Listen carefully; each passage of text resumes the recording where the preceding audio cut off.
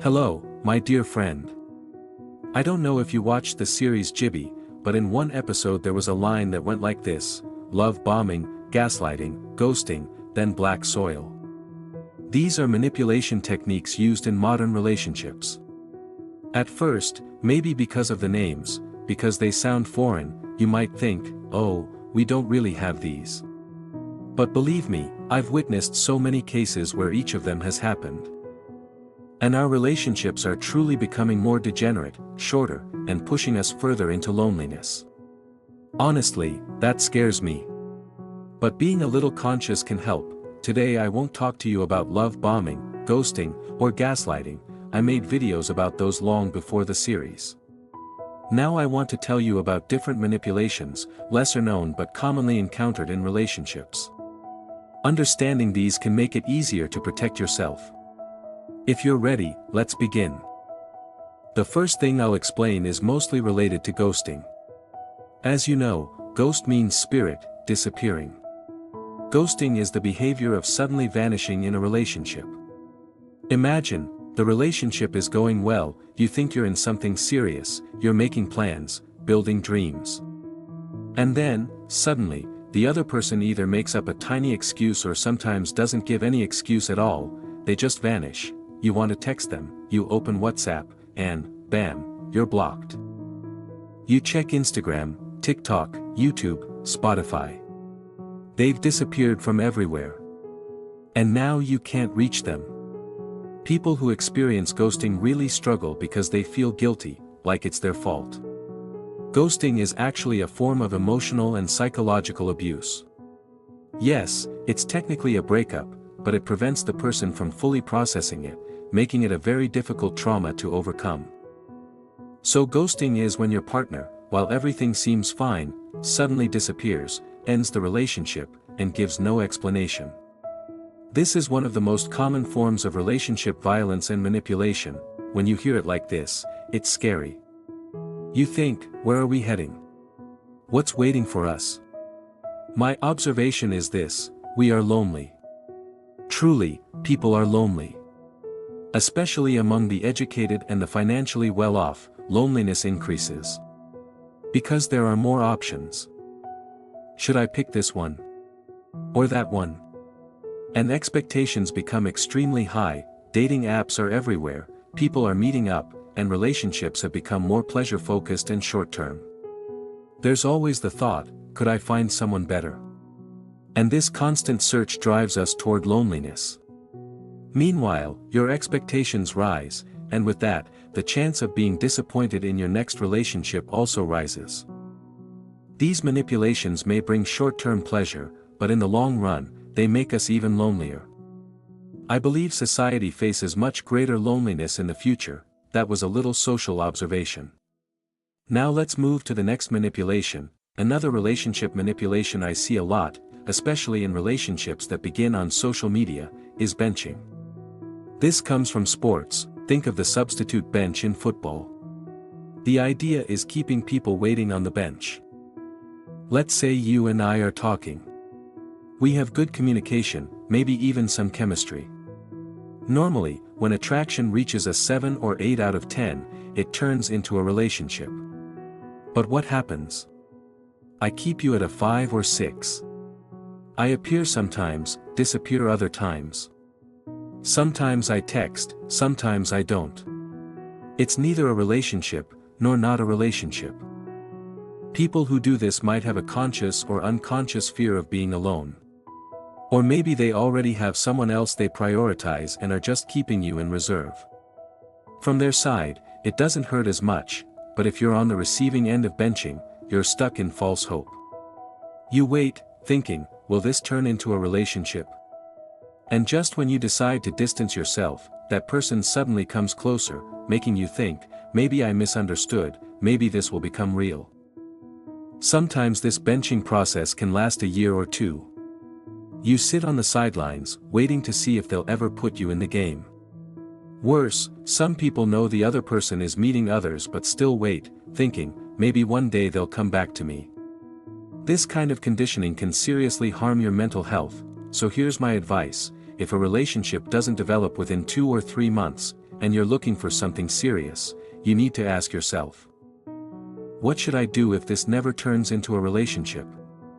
Protecting your mental health is crucial. As I said, many people on social media are flirting with multiple people at once.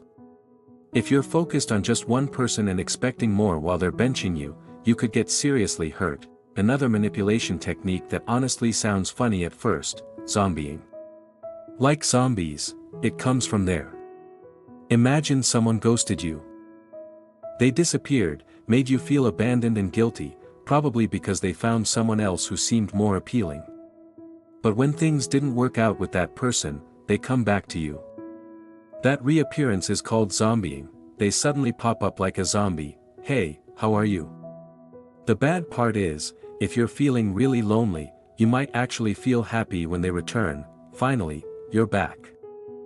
But here's the thing, if someone ghosted you once, there's a high chance they'll do it again. In fact, many ghosters eventually come back, testing the waters. The names may sound strange, and forgive me if my English pronunciation isn't perfect, I'll add the correct spellings below. Next, manipulation, submarining. This is like zombieing, but on another level. With zombieing, they disappear and reappear. But with submarining, when they resurface, they pretend nothing ever happened. They may be gone for a year, 2 years. Then suddenly, they continue the last conversation as if no time has passed. Hey, what about that thing we were talking about? Or you might suddenly get a message, are you awake? Submarining means completely ignoring the fact that they ghosted you, as if nothing ever happened, and trying to pick up the relationship where it left off. If you give the relationship another chance without addressing the pain and confusion they caused before, nothing healthy will come from it. But unfortunately, many people fall for it when the submariner resurfaces years later. Another manipulation, haunting. This one is also based on ghosting. They leave your life, but instead of messaging you, they hover around you. They start watching your stories, checking your LinkedIn profile, asking mutual friends about you.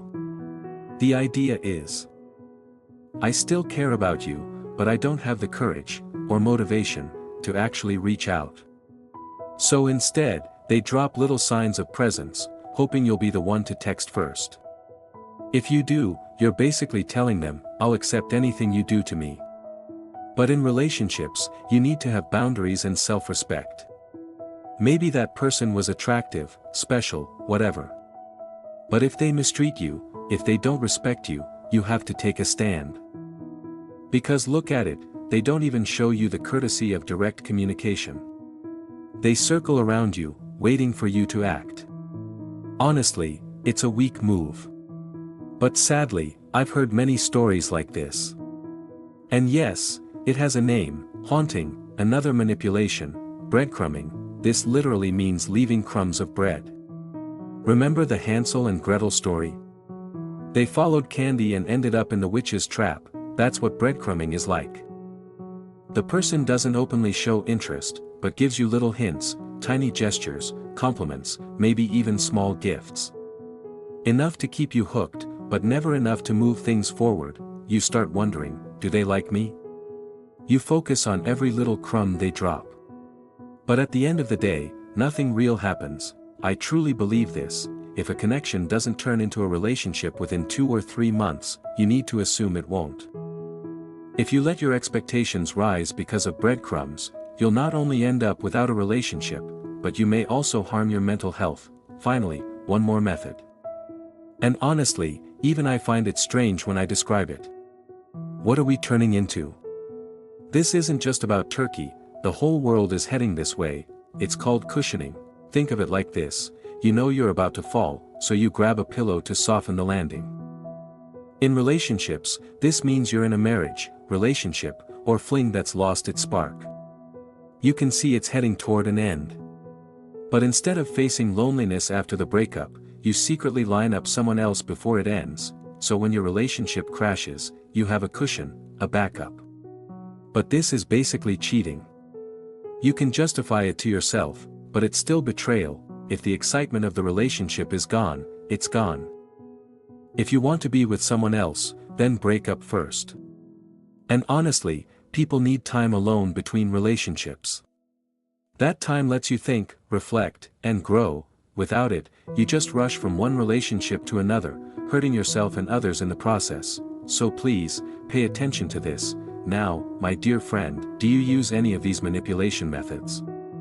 Or have you experienced them yourself? Share your experiences in the comments, I'd love to hear them. Thank you for listening, beautiful soul. Take good care of yourself. See you soon. Goodbye, and don't forget to subscribe to the Decode Control channel.